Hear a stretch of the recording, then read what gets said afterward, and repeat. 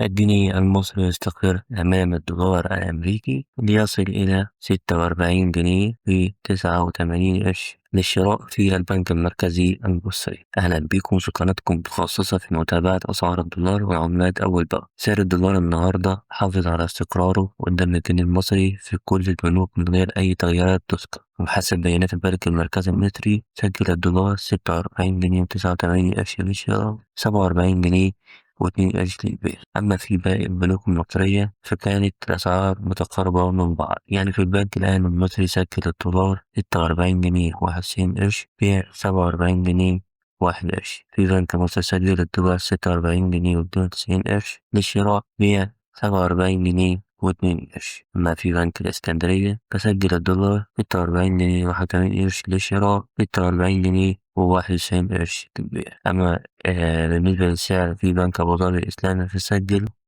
46 جنيه و95 قرش للشراء، 47 جنيه و5 قروش للبيع. وبكده نكون خلصنا يعني نهاية الفيديو. لو حابب تتابع أسعار الدولار والعملات أول بأول ما تنساش اللايك والاشتراك عشان توصلك كل أخبار الدولار أول بأول. مع السلامة.